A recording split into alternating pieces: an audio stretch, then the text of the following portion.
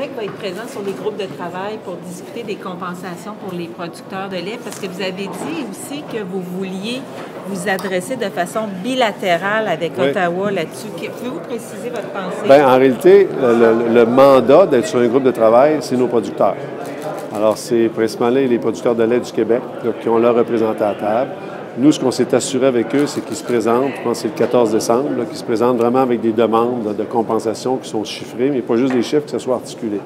Nous, l'engagement qu'on a et le travail qu'on fait, c'est qu'à la lumière des informations qu'ils nous donnent, du côté sous-ministériel au ministère, on est en contact avec le sous-ministère, le sous-ministre de l'Agriculture du Canada pour s'assurer qu'on a une compréhension identique un peu des enjeux qui sont soulevés.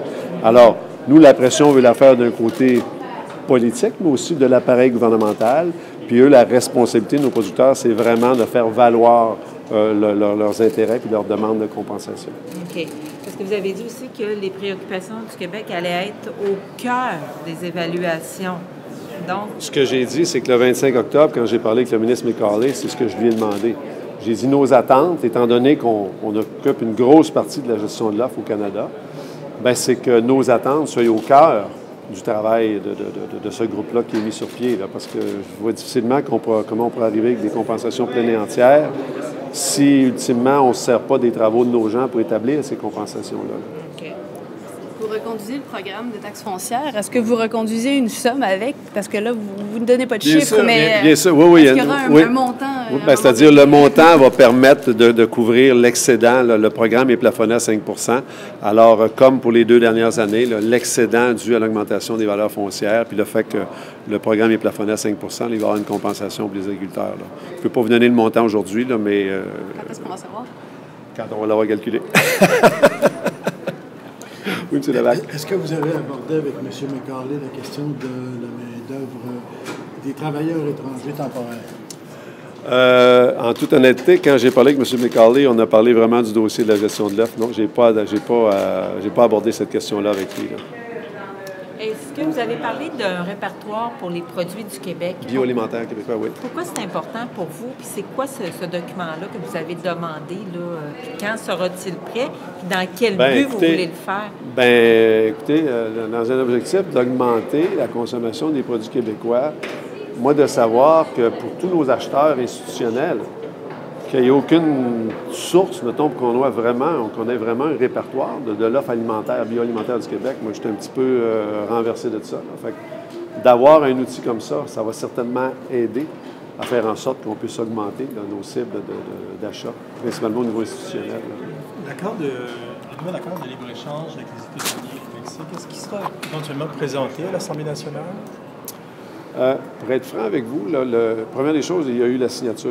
Okay? Après ça, il y a un processus de ratification. Là. Je pense que c'est sur une période de 6 mois.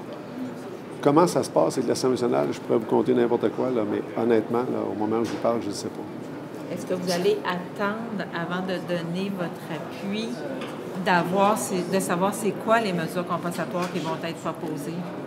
Bien, c'est certain. Écoutez, nous, le message a été très clair.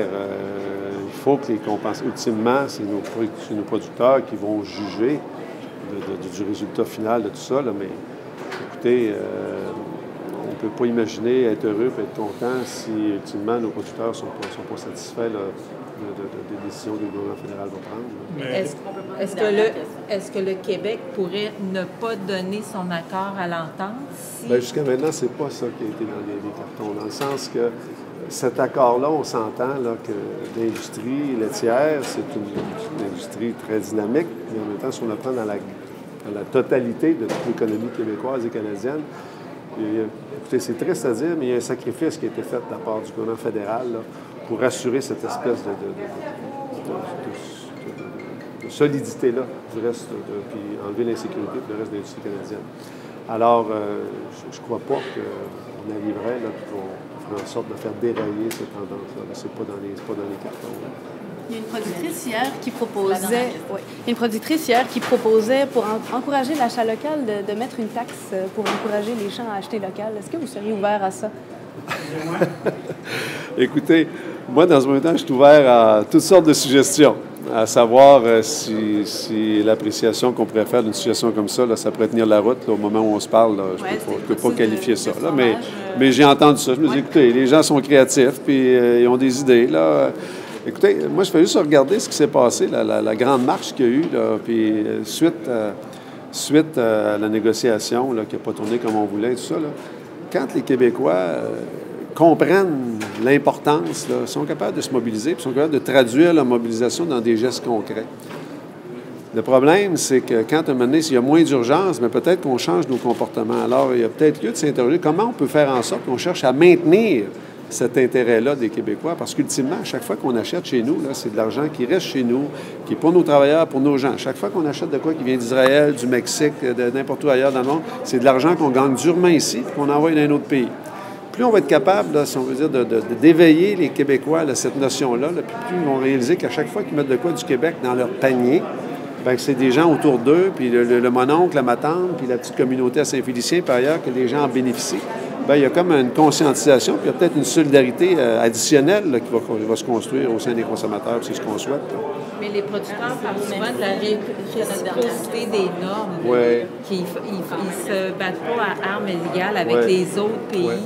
Ça, je ne sais pas comment vous allez faire pour régler ce problème-là. Ce qu'on peut faire, première des choses, là, la question de la réciprocité des normes, c'est sûr que la meilleure façon de s'assurer qu'on achète des produits qui rencontrent nos standards et nos normes, bien, c'est d'acheter des produits de chez nous. D'un autre côté, les accords de commerce international, la notion de réciprocité des normes, là, ça n'existe pas. On s'entend là-dessus. Par contre, il y a dans les lois internationales qui permettent, pour des raisons de santé publique, qui permettent à un moment donné de chercher je dirais, barrer l'importation. Pas exiger du contenu local, mais d'empêcher l'entrée de certains produits pour des raisons de santé. Dans la politique bioalimentaire qui a été déposée par l'ancien gouvernement, il est prévu de mener des enquêtes, puis de faciliter la façon de faire des enquêtes pour sortir des cas comme ça, puis après ça, pouvoir soumettre ça, parce qu'on s'entend que c'est une juridiction fédérale. Mais plus on va être capable de documenter des cas où, effectivement, il y aurait des exemples flagrants qu'il n'y aurait pas de réciprocité, puis que c'est répertorié sur une base scientifique, bien, il y a peut-être des chances à ce moment-là de faire bouger les choses.